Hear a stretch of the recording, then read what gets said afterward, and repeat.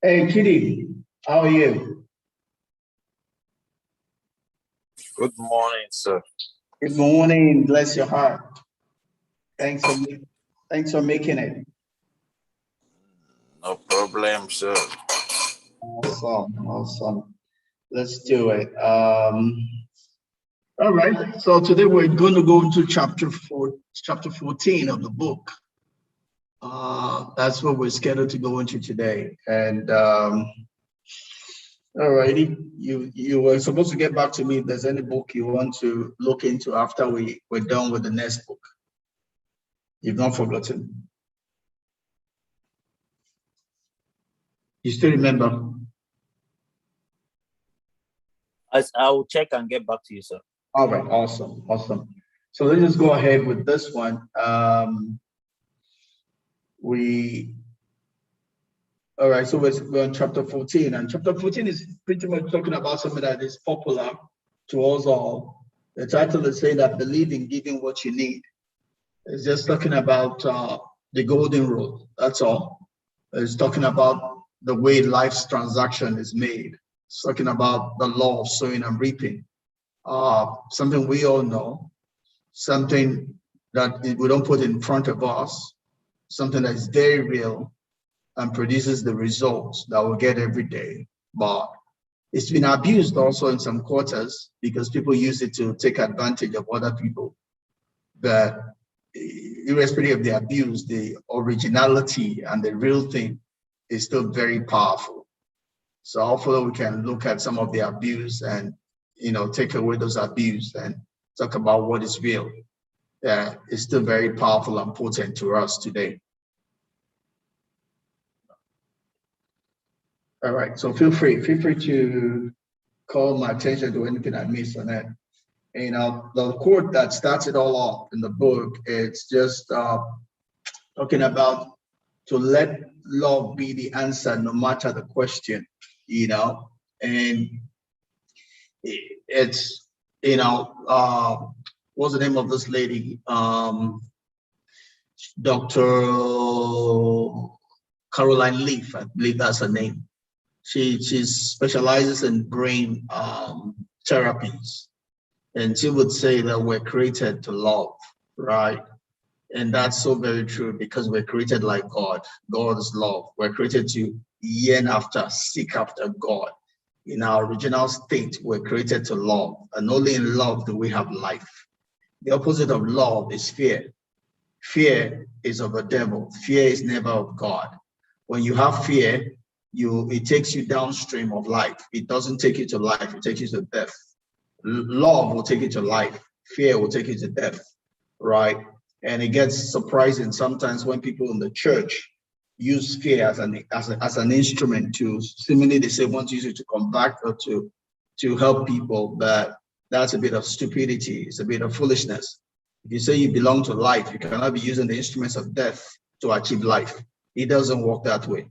Even if it gives you a temporary result, it's just going to be as good as that temporary. It cannot give you a lasting result. Only the things that walk of life will give you a lasting result. Love is the way to give life, not fear. Fear is a way to give death. So if we're truly going to produce life in ourselves and in others, the only approach to life then is love.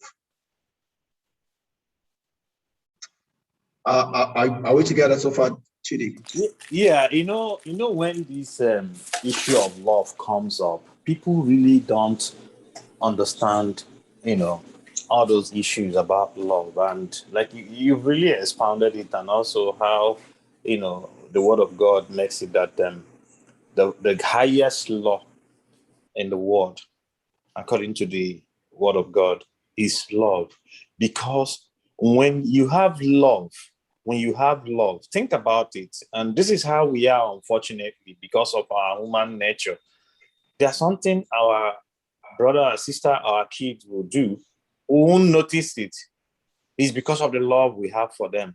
But some Absolutely. other person will do it, we want to kill the person. You and I, good enough, we work in the same place. I see hatred, in all dimensions, because people want to climb on top of others to get to where they feel they will get to. because they have. I may not have gotten to where I want to get in the company because I don't really think that is that necessary for me. What I want to pursue is happiness and love. And once one have it, it doesn't matter because I've seen other people that are directors or MDs and all that. I tell you, I'm happier than they are. So absolutely, we need to first of all define what we want in terms of what will make us happy. More money will not make you happy. yes, I don't know. Doing more exercise, running faster than others will not make you happy. yes. But making you happy is having that love, especially the love of God. That's just what I want to keep in here. Absolutely, absolutely, and so perfectly said. I always tell people that are my mentees that we're all going to get there, right? And there is different for each of us, because we're all different. But the big question is when we get there, what we'll be asking ourselves is, what did you lose to get here? Right? Did you lose your person? Did you lose your vision? Did you lose your purpose? Did you hurt your body? What relationships did you lose? Right? Yes, you probably gained this much, but what did it cost you to get here? And was it worth the cost? So and that's life. Life is lived knowing purpose, right? The general talk when we talk about work-life balance. I mean, there's no work-life balance. It can never balance because life is not about balance, right? Life is about fulfilling purpose. Once you have your purpose right and you're pursuing your purpose, really don't care about balance. Important thing is that you're happy and the things that are important to you are being taken care of. And that involves, like we shared in previous session, getting something means losing another thing, right? The only question you have to ask yourself is it worth it, right? That's what we need to always keep in front of us. What I'm getting and what I'm losing. Is it worth it? Am I contented? Am I fulfilled? Yeah, we all don't have the same label. All of us don't have to be GMs, directors. There are only so many that can be. For some people, that's their purpose. For some people, that's not their purpose, right? Important thing is, being balanced. It's what you do with what you get, not necessarily what you get. If the little you are getting, you're not able to do anything with it, then no matter what they give you, you will not be able to do anything with it, right? That's true. Absolutely. I don't know what you did for that man that helped me bring some things in, but he has a very high regards for you. And he says he will almost do anything for you. But whatever you did for him, keep on doing it. I realize that even the job I'm doing is because there is no money. I'm more of a social animal than a scientist. I take things to heart. I build relationship in everything I do, in everything. And when I deal with people, I tell them what is important is relationship. When Yeah. people build house for me, one guy charged me an arm and a leg and all that, and I'm like, most times you listen to people, but he was like, no, is his money or this. Some time ago, the guy called me. I mean, the guy that built house for me. Yeah, if I can help him, he needed money. I said, you took everything when we were discussing, but I have people today that also participated in building the houses. They need to pay school fees. I'll give them money. Yeah. They need this and that. I told the guy, it's not being wicked, but you already collected everything. So Everything. Yes. So anyway, yeah, Eze and I mean, he may not have been good to me, but I try to have this mind of do your own and let other people continue doing their own if they don't want to change. Yeah, thanks.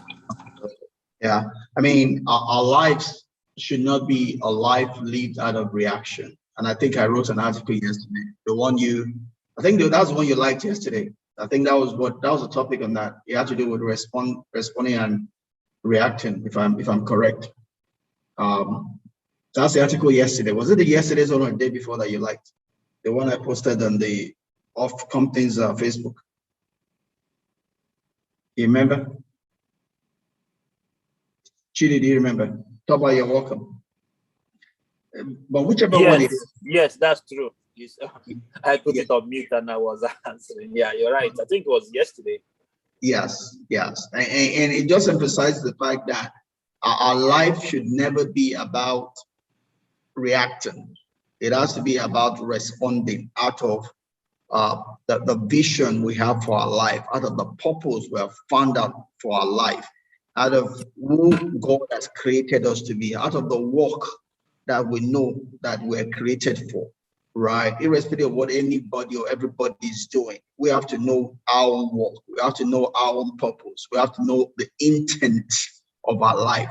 And that needs to be what we respond to, because that's the only way we're going to win, right? It's like that popular quote that says that if you throw stone at every dog that is barking, you will not have time for anything. You will not get to your destination. You know? Busy doing the wrong thing. Yeah. Absolutely. So our life needs to be a responding, not a reacting. Right? Yeah. Awesome. And Jamie was talking about that if you want something, or you need something, you need to give it, and you will surely get it. Starts also talking about sowing and reaping, and this is important, and this also goes back to what we call the golden rule, right? The golden rule. Jesus Christ said, "Whatever you want men to do to you, do that same thing to them." Right? So everything in this life, there's nothing that is insignificant in this life. Whatsoever we do in this life is a seed, and it's going to bring forth its fruit. Right? There's nothing that is insignificant. Right? Whatsoever we do is a seed, and it will produce its own return. And we can be deliberate about the seed that we sow. Right? We don't just have to wait and get that fruit by incident. We can decide, I want apple, so I sow apple seed. I want orange, so I sow orange seed. We can be deliberate about it, right? And that will free us from depression. Today, we have people that go into mental sickness. Why? Because people feel entitled. A lot of people are looking for what they will get, not what they will give, right? I did a little study on mental sickness, and you find that a lot of people that are in mental sickness are people that are idle, people that don't have responsibility, right? We have raised children that were given freedom and we have not demanded responsibility from them. That does not work for you, mentally speaking, right? Because if you give someone freedom and doesn't give them responsibility, it will go crazy. Right? Our mental health requires boundary. Where there's no boundary, you are going to lose it.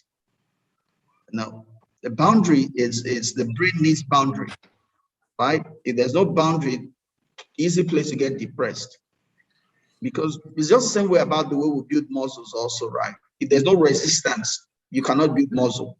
You need the resistance to build muscles, right? So if you give someone freedom where there's no resistance to mental strength or mental muscle resilience, more thing, the person will commit suicide. Right? And we're having an increased case here of suicide even in Nigeria. Why?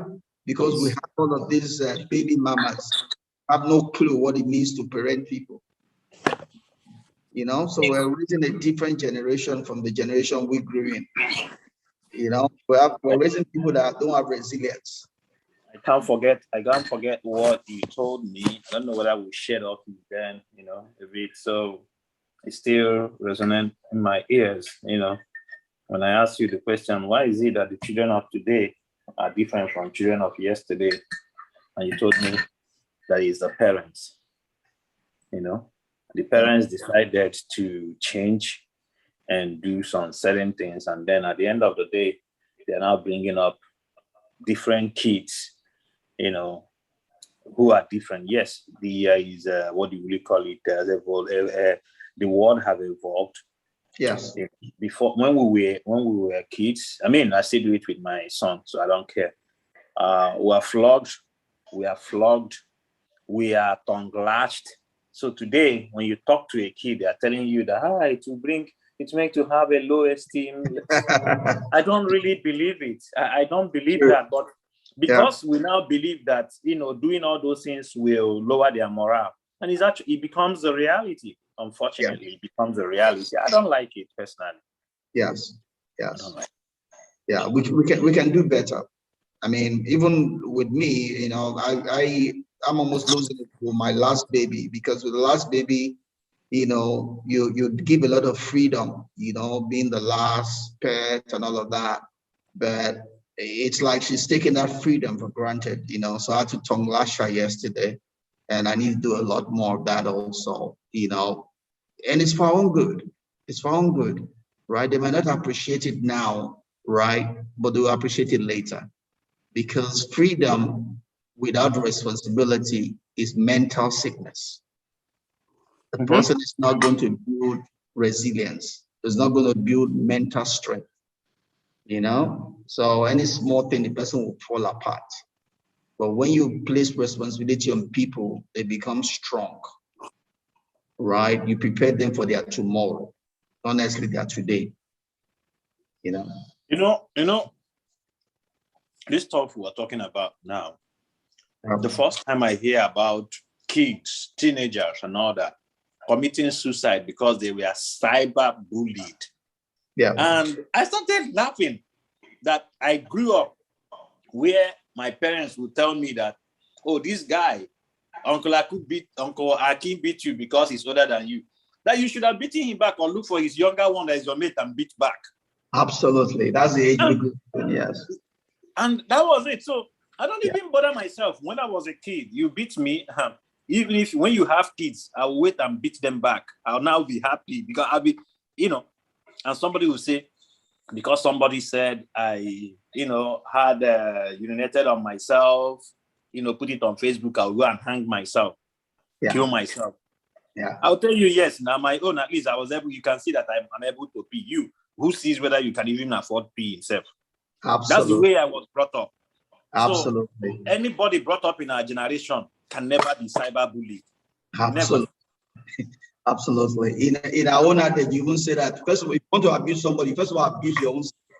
You abuse yourself from top to bottom, then you can abuse someone else. You know. But that's the toughness with which we grew up, and that's what's lacking in this generation, and we need to help them with it. You know, we're pampered them too much that they don't have mental strength. They don't have resilience. I mean, resilience comes from being tough, you know, placing responsibility on people, you know. God will help us. Amen. Yeah. So, you know, life is a give and take. It's that place where what you want, you give it, right? And you can be deliberate about it. You know, if you want friendship, all you have to do is be a friend to somebody. You know, people stay and they're praying and fasting for friends to come your way. I mean, God in heaven is laughing at you because those are things that you don't need to pray about. There are things you can do to get it, right? God can enable you. You can pray for grace, but not pray for friends to come, right? The only way to get friends is to be a friend, you know? The only way to get more is to give. You cannot pray for, I mean, I laugh at a lot of these fake false prophets that pray for people, you know, about, oh, you're going to be rich, you're not going to be poor again. I mean, all of those are film tricks, magic, stupidity. These are not people going to heaven. They don't know God, right? Because the only way to get more is to give. Right? It's a sowing and reaping. It has nothing to do with prayer. Yes, prayer in terms of to enable you as you are doing it, but you must do the work, right? You must do the work.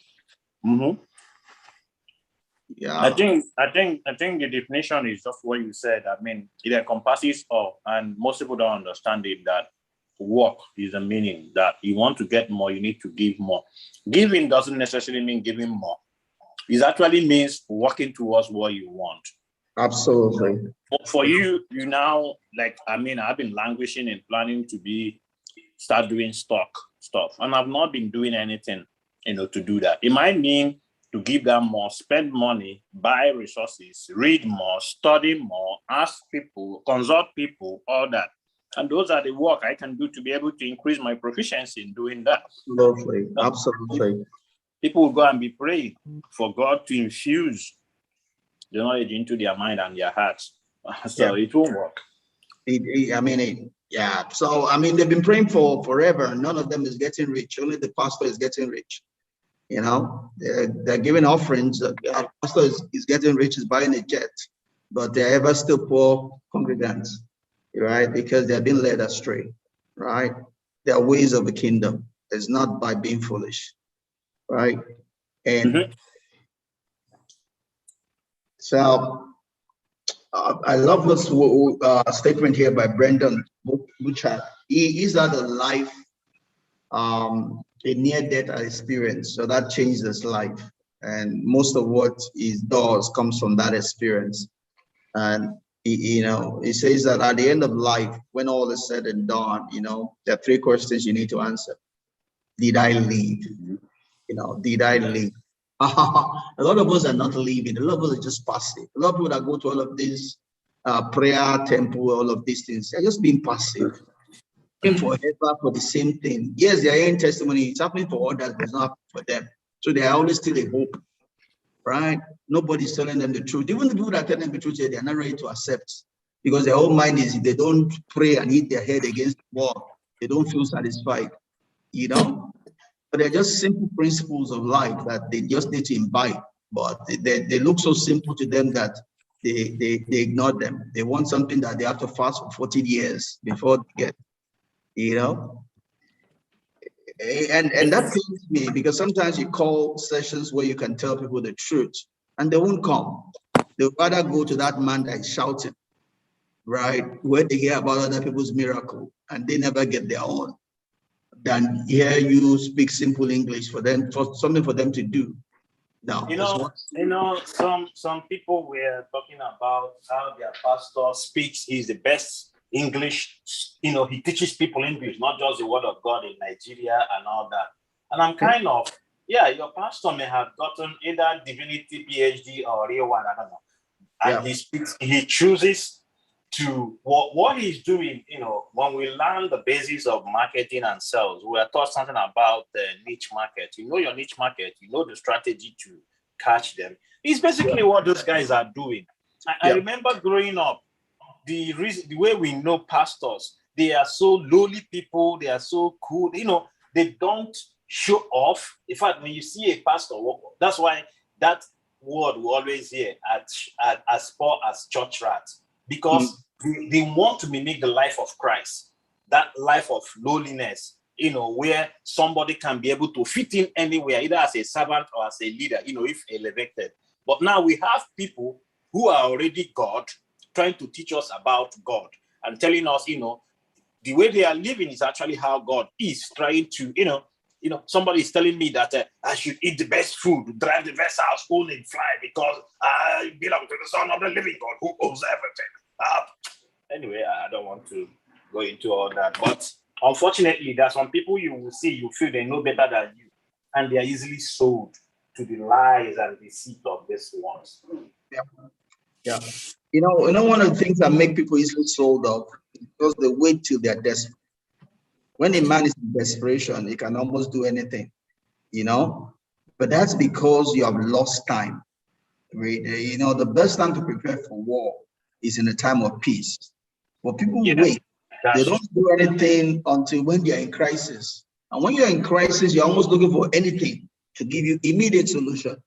But that is the worst thing you can ever look for.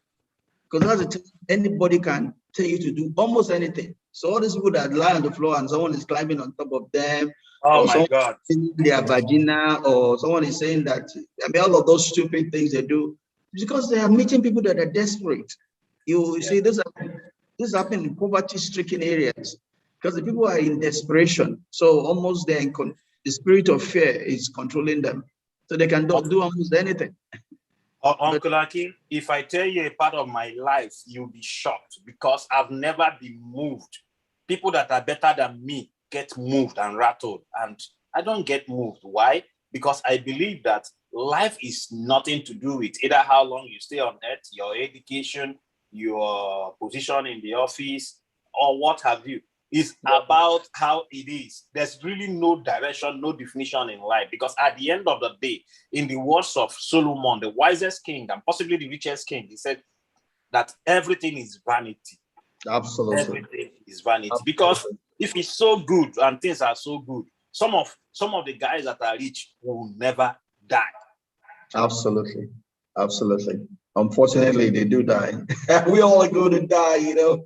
And the older you get, that reality hits you the more, right? It's We can't even do anything about it, because no matter how far you try to dump yourself, stay 200 years under, what do they call it again? Under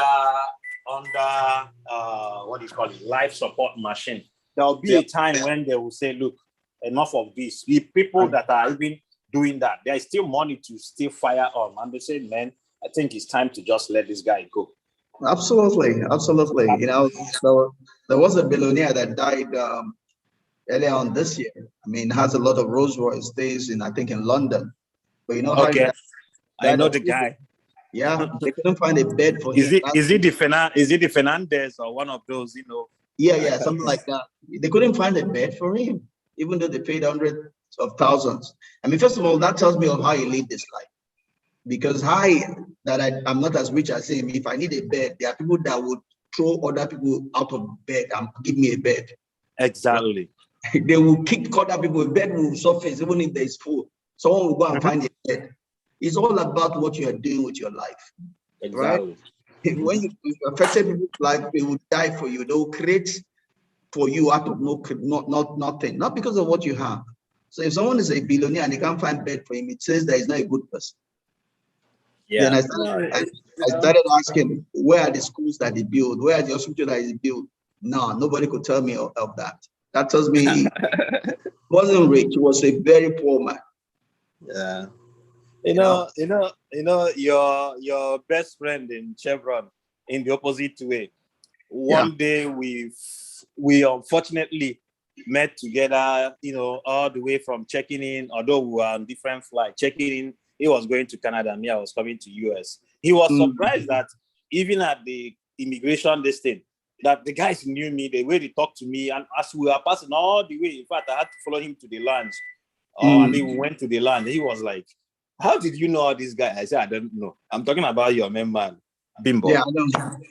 Yeah. He had to even buy me drinks and everything that day. I said, look, I make friends. Yep. It's only in Chevron I would say I don't really have friends as such. Yep. Because everybody's feeling that either they are rich or they are making money, they are bosses and all that. So, which I don't really subscribe to. All that's going to end one day. I mean, people are going to leave. Either the company will leave them or they will leave the company. And then the reality will dawn on them. Yeah. But that's life. That's life. That's why some people said, please forgive me for whatever I've done. So it means that you knew what you were doing. Yeah, that those are chicken excuses. I mean, those are wicked people, as far as I'm concerned. They're miseries of the devil. Yeah. Anyway, let me not sidetrack you. Let's continue, sir. Yeah. Those three questions are important. Did I live? Did I love? Did I matter?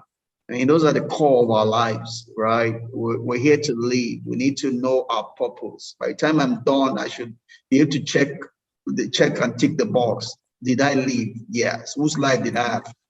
Who's gonna be sad to see me go? You have to tick that. And for me to tick that, I have to decide that today. I already have things written down for what I want on my dying day, what I want important people in my life to say about me. So I live every day to make that happen. I mean, it's not going to happen to me by chance because I already know the way I want to leave this place. Every day I live is to achieve what I've already set as a goal. Right? So I don't live anyhow. I don't just go to any place. I don't go to just any meeting. I don't associate with just anybody.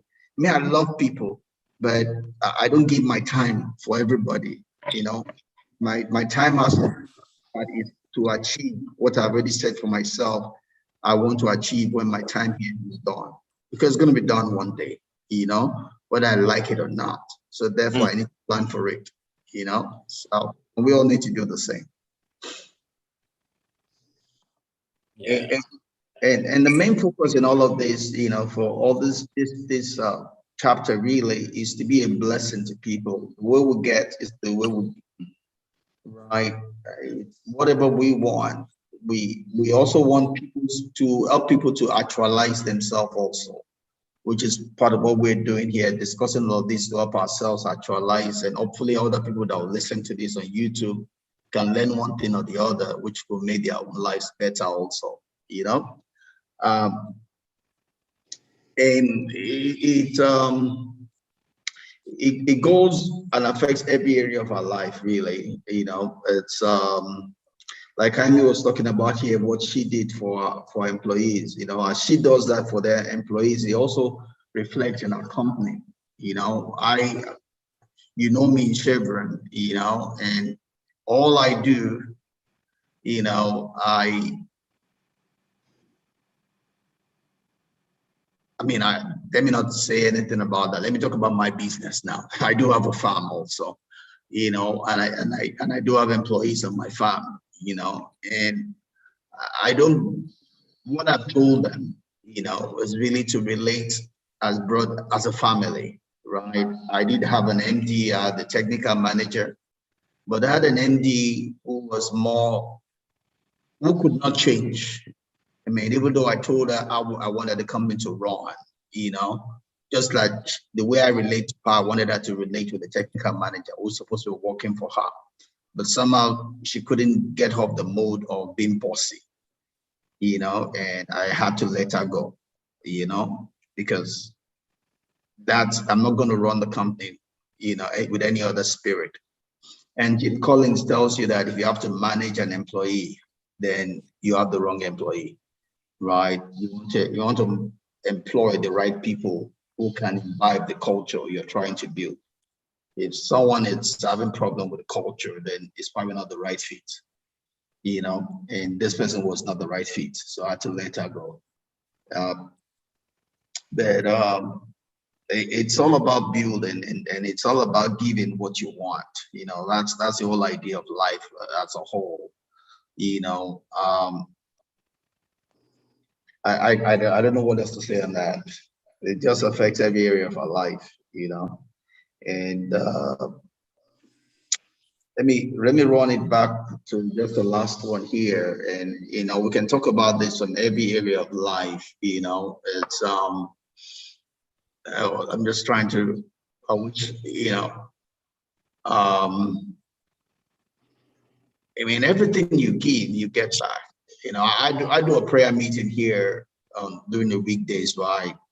I would do a prayer meeting Mondays to Fridays. You know, when I first started, I didn't know exactly the fullness or the reason for doing it, but God wanted me to.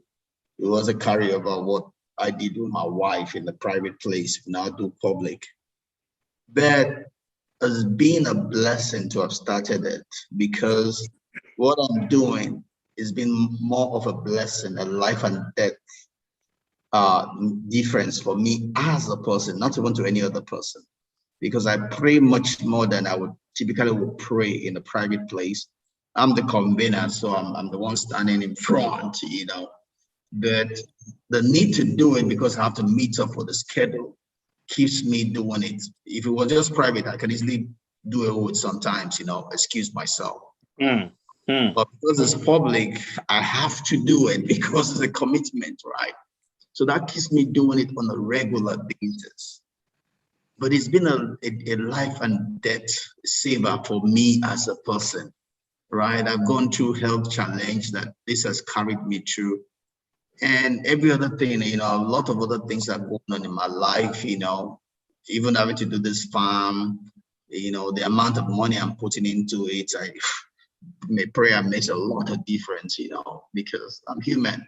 Having to pump so much money into something, you know, there's the possible concern about am I doing the right thing and all of that, you know, but being able to pray about it, you know, has been a good balance for me, you know.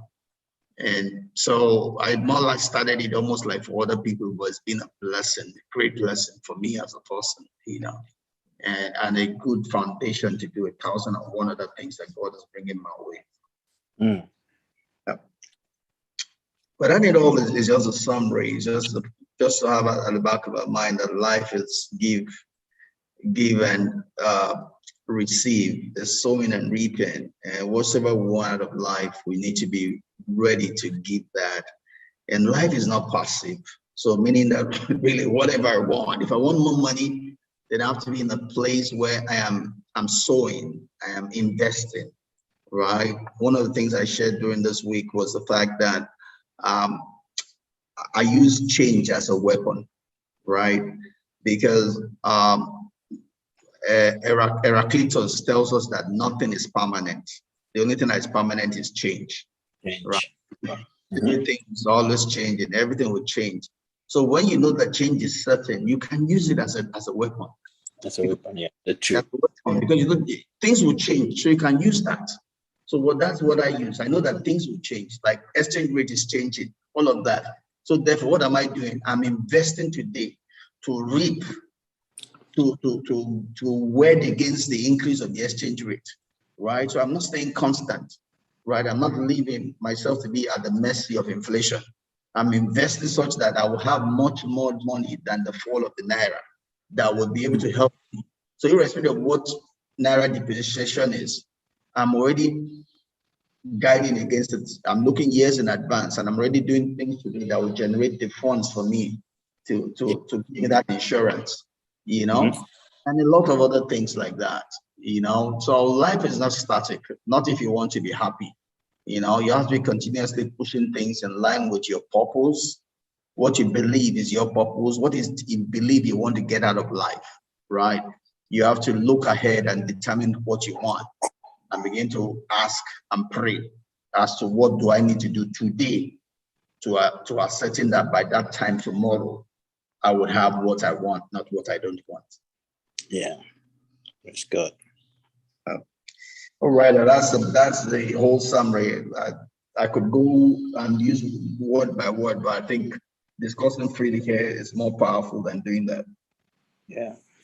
So all these series, all these, I know it's hard work, but if I appreciate it, just like you did last listening, if you could send me, PDF of all these, because some of them I wanted to print them out and hang them, especially, what did I do today? What will I do? How do I live? There's something so that when I wake up, I read it. There's a way some of these things will change someone's life. Absolutely. Even the stuff they say, fake it until you make it. Honestly, it works. Absolutely, I'll tell you that. There's no way you can get what you want if not working towards it. Given Absolutely. So I want some things I can look at. I'm honestly, you've been a blessing. In some of the impartations and what you say, how you say it, and all that. You may not be perfect. I'm not perfect, but at least the most important thing is saying, things are as it is. And like we discussed, I realize in organization, most especially people who rise up are not people who are the best, are not people who know better than others, but people who are cunning, who are ready to play the game according to the unseen, because there are usually two rules in everything in life. Yep. There's the seen and the unseen rules. Absolutely. And what matters is the unseen rules. Yep. Yep. People like me, if I don't see it, it doesn't exist, it doesn't work. Yes. Be more like me also. What's most important is all of that is temporal. What's most important is what's permanent. The one that will pass a test of time, So anything that is temporal, what you want to work for is that thing that is permanent, that is there, forever. When company will pass away, management will pass away, what stays is who you are and what you can generate, Yes. So that's what you need to pursue. Man's gift is passing. If man gives, man can take. But if God gives, only God can take. Yes, that's true. Yeah.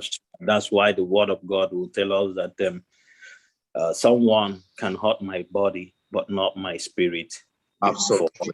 The spirit belongs to God, and it takes only God to destroy it. Absolutely. Absolutely. That's the matter. And the other thing again is, thinking about people killing people. I look at it and I laugh, and I'm like, if you kill me today, does it mean you will never die? Abi. Even Hitler with the mass suicide that he what would I Yes. say, started. He died, and you're still. I Yeah. know there is, there's a lot of conspiracy theory about when and where he died, which is true, but But he died. there's no way Hitler can be alive till today. Absolutely. Absolutely. Absolutely. Yes. Yeah. Absolutely. Unfortunately, the way we are made as human beings, when things are going for us, we forget our mortality. Exactly. We think we'll live forever, and just a human tendency. That's why in ancient Greek, uh, they had a slave follow the general, reminding him that he's mortal because he feels he's God, because he's winning the battles, everything is going well for him. He feels he's God, he will live forever.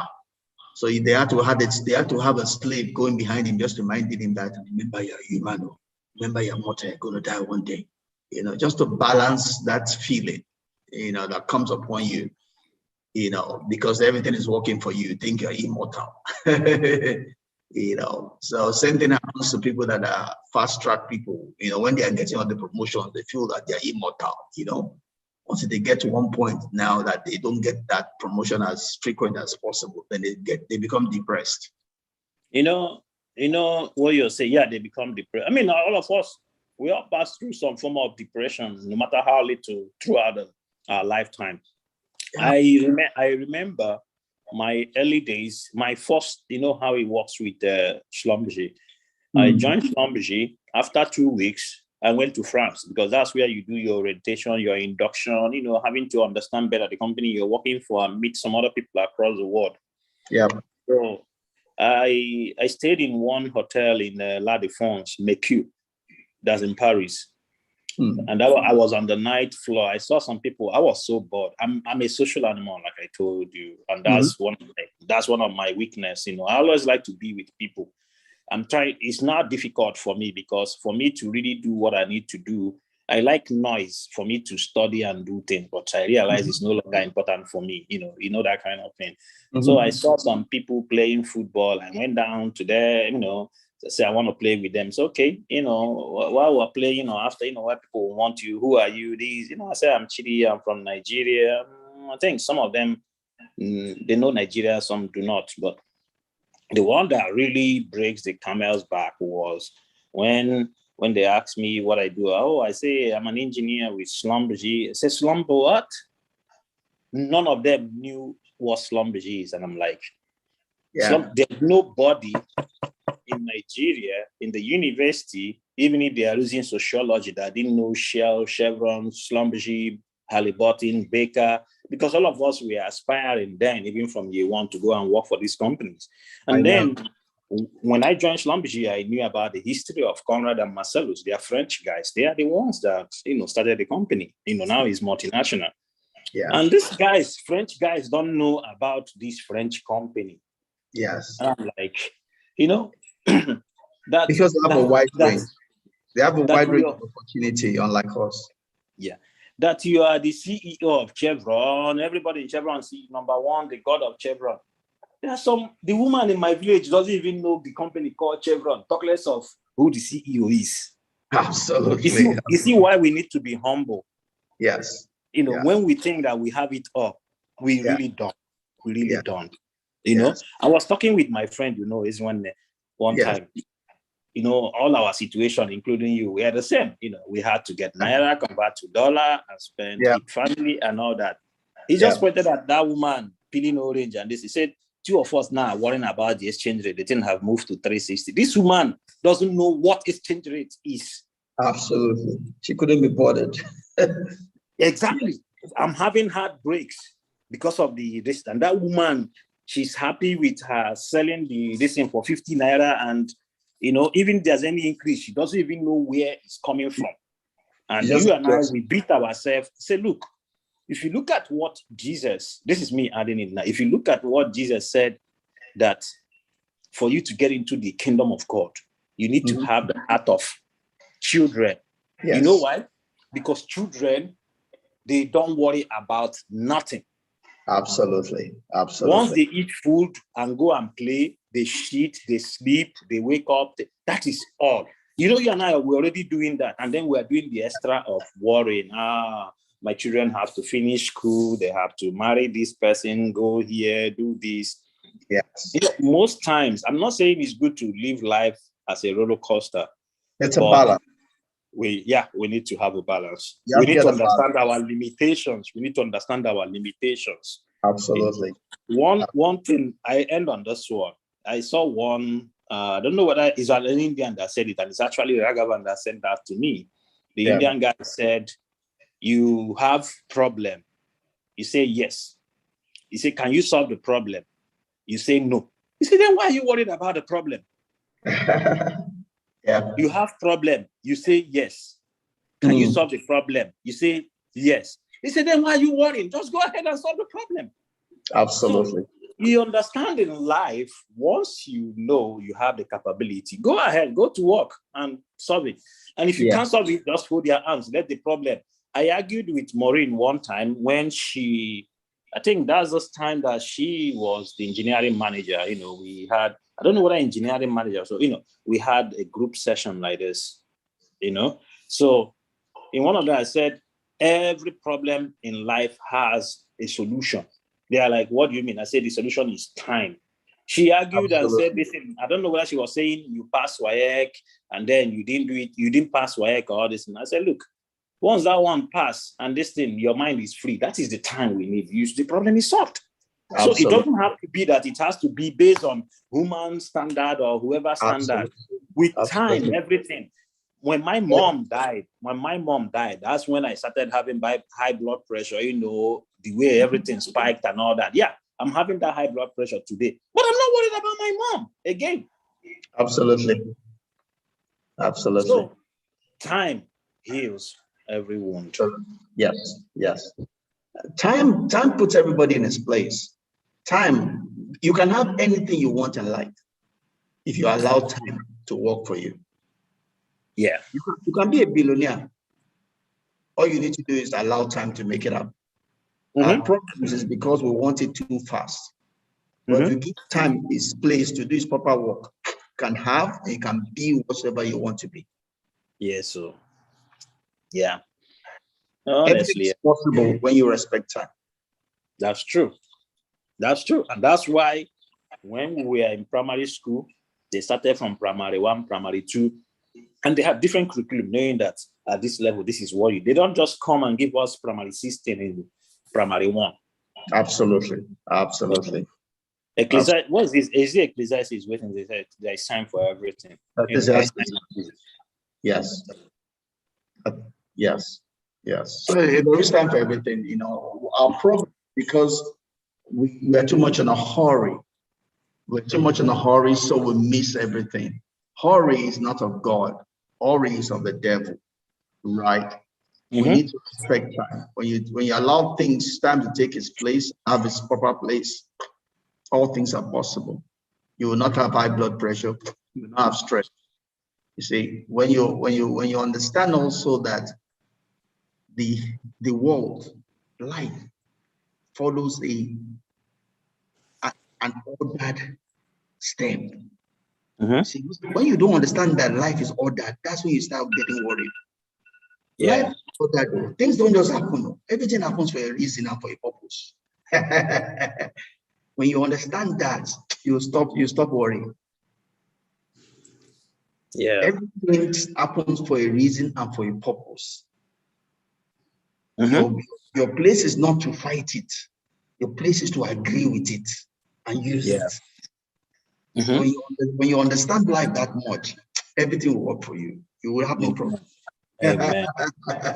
So there's a book you need to recommend to people when they, getting into fears, worries, and killing themselves. For this book by Dale Carnegie, How to Stop Worrying and Start Living. You see a whole lot of cases, scenarios. I have the book. Yeah. I like the book. It's great. Yes. It's a good one. It is. Yeah. So it is. People need to read it and see a whole lot of cases and all that. To be honest with you, the best way to learn a whole lot of things in life is learning from people's experiences. Absolutely. Why am I saying that? There are some personal experiences that you never live to, True. Absolutely. I agree with you. Somebody make a mistake and got into a guillotine and got cut into 3 or 2 and died. Would you want to get in there before you learn that you need to observe unnecessary precautions? You sure don't want to do that. Yeah. The other thing about reading other people's experience is also it gives you speed, right? Yes. It gives you speed. You can have 20 years experience in just 1 week. That's true. That's true. That's true. Awesome. Again, 20 years. Yes. Awesome. Yeah. All right. Let's shut this down. I need to have another meeting at 3 o'clock. Okay. Yeah, I would like to have a word with you later, off the mic on this this talk. I want to buy some, but so when you have time, just call me. When you have time. When you have, just send me something on WhatsApp or so. Okay, no problem. Thank you very much. Let me know when you are free. I'm most of the time free. Thanks. Okay, sir. Thank you very much. Thank you for the opportunity. Yeah. Okay. Bye-bye. Yeah. Bye-bye.